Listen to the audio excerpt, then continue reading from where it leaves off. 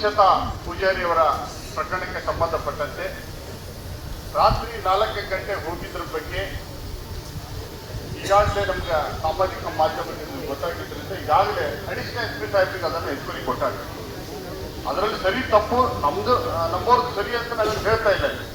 ಸರಿ ಎಷ್ಟು ತಪ್ಪೆಷ್ಟು ಲೋಪ ಯಾರ್ದಿದ್ರು ಸರಿ ಲೋಪನೇ.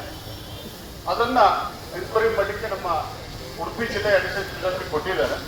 ಮತ್ತು ಇನ್ನೊಂದು ಪ್ರಕರಣ ದಾಖಲಾಗಿದೆ.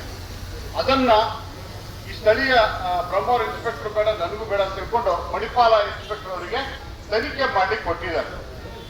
ಅದು ಆಲ್ರೆಡಿ ಇವತ್ತು ಆದೇಶ ಆಗಿದೆ. ಅವರು ಮಂಗಳೂರು ಹೋಗಿದ್ದಾರೆ, ಬಂದ್ರೆ ಕೇಸ್ ಮೇಲೆ ಅವ್ರು ತೊಗೊಂಡೋಗ್ಬಿಡ್ತಾರೆ. ಈಗ ಅವರ ಮುಂದಿದ್ದೆಲ್ಲ ಅವ್ರು ಮಾಡ್ತಾರೆ. ಅಡಿಷನಲ್ ಎಸ್ ಪಿ ಸಾಹೇಬರು ರಜೆ ಹೋಗಿದ್ರು, ಇವತ್ತು ಬೆಳಗ್ಗೆ ಬಂದಿದ್ದಾರೆ. ಈಗ ವಿಷಯನ ಅವರ ಮುಂದಿನ ಎನ್ಕ್ವೈರಿಗೆ ತಗೊಂಡೋಗ್ತಾರೆ.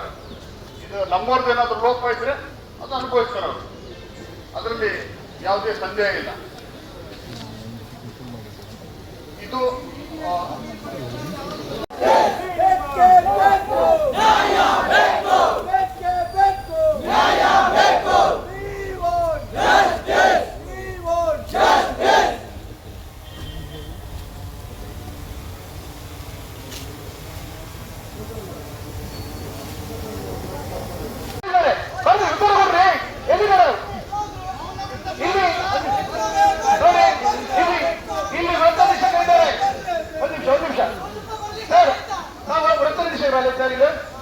ತಾವು ವರ್ತನಿಷೇಧರಾಗಿದ್ರಿ ಸರ್.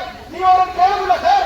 ನೀವು ಕೇಳುದಿಲ್ಲ, ನೀವು ಏನ್ ಮಾಡ್ತೀರಿ ಸರ್? ನಿಮ್ಮ ಠಾಣೆ ಇದ್ರಲ್ಲಿ ಬರ್ತದಲ್ಲ, ಕಟ್ಟುಕೊಂಡು ನಿಮ್ಮ ಠಾಣೆ ಇಲ್ಲಿ ಬರ್ತದಲ್ಲ, ಎಲ್ಲಿದ್ದಾರೆ ಸರ್? ಹೇಳಿ.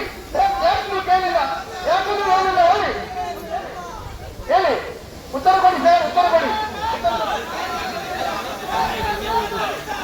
ಈಗ ಕಾನೂನು ಎಲ್ಲ ಈಗ ಕೋರ್ಟ್ ಆರ್ಡರ್ ಇದ್ರು ಅದು ಪಾಲನೆ ಮಾಡಲಿಕ್ಕೆ.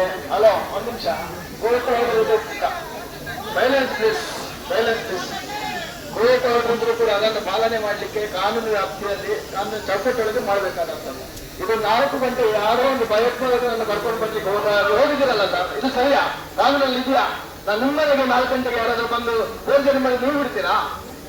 ಪಾಪ ಬಡ ಹೆಣ್ಣು ಮಕ್ಕಳು ಅಂತ ಬಿಡುದಾ? ಅಲ್ಲಿ ಕಾಲಿ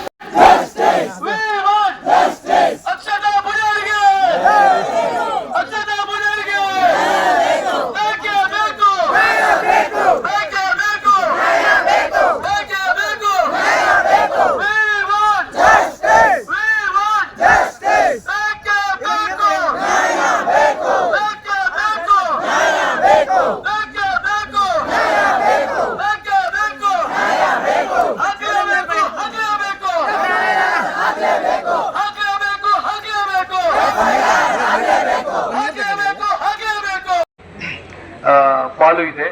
ಯಾಕಂತ ಹೇಳಿದ್ರೆ ಇವತ್ತು ನೀವು ಇಲ್ಲಿ ನಿಂತು ಇಷ್ಟರ ತನಕ ನೀವೇನು ಹೋರಾಟ ಮಾಡಿದ್ರಿ, ಇದು ನಿಮ್ಮೆಲ್ಲರ ಪ್ರತಿಫಲದ ಜಯ. ಹಾಗೆ ಇವತ್ತು ನಮ್ಮ ಪೊಲೀಸ್ ವರಿಷ್ಠಾಧಿಕಾರಿಯವರು ಬಹಳ ಒಂದು ಜಾಗೃತಿ ವಹಿಸಿ ಈ ಒಂದು ಅಕ್ಷತಾ ಪೂಜಾರಿ ಅವರು ನೀಡಿದಂತಹ ಹೇಳಿಕೆಯ ಮೇಲೆ ಎಫ್ಐಆರ್ ಅನ್ನು ಈಗಾಗಲೇ ದಾಖಲಿಸಿದ್ದಾರೆ. ಅವಳು ಏನ್ ದೂರು ಕೊಟ್ಟಿದ್ದಾರೆ ಆ 5 ಮಂದಿ ಹೆಸರ ಮೇಲೆ ಎಫ್ಐಆರ್ ದಾಖಲಾಗಿದೆ. ಮುಂದೆ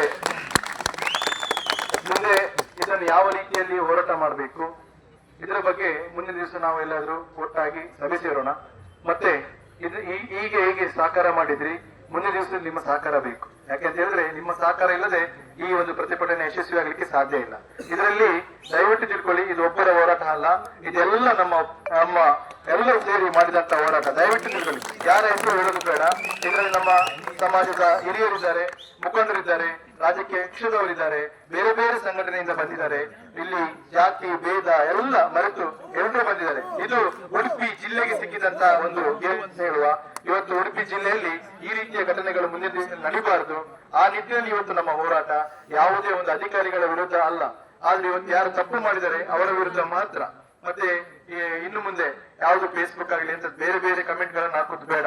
ಇವತ್ತು ನಮ್ಗೆ ಜಯ ಸಿಕ್ಕಿದೆ. ಮುಂದಿನ ದಿವಸದಲ್ಲಿ ನಾವು ನೋಡೋಣ, ಕಾದು ನೋಡೋಣ ಯಾವ ರೀತಿಯಲ್ಲಿ ಪ್ರಕರಣ ತನಿಖೆ ಆಗ್ತದೆ ಅಂತ ಹೇಳಿ. ಹಾಗೆ ಇವತ್ತು ಸಹಕರಿಸಿದಂತ ಎಲ್ಲರಿಗೂ ಕೂಡ ಧನ್ಯವಾದವನ್ನು ಹೇಳುತ್ತಾ ನಾವು ಈಗ ಎಫ್ಐಆರ್ ಪಡೆದುಕೊಂಡು ಹೋಗುದಾ ಅಥವಾ ಹಾಗಾದ್ರೆ ಒಂದು 10 ನಿಮಿಷದಲ್ಲಿ ನಮಗೆ ಸಿಗ್ತದೆ. ಅಷ್ಟೊಂದಕ್ಕೆ ಕಾದು ನಾವು ಹೋಗೋಣ.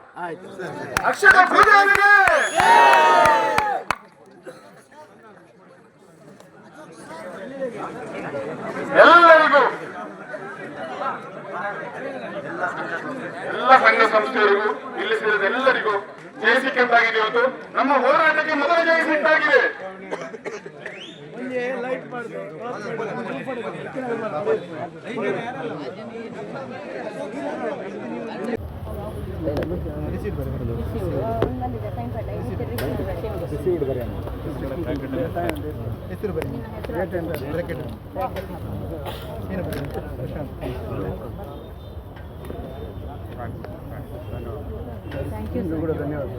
ನಿಮಗೂ ನಾವು ಕಷ್ಟ ಕೊಟ್ಟೆವು, ಆದರೆ ನಾವು ನಿಮ್ಮ ಜೊತೆ ಯಾವಾಗಲೂ ಇರ್ತೇವೆ ಸರ್.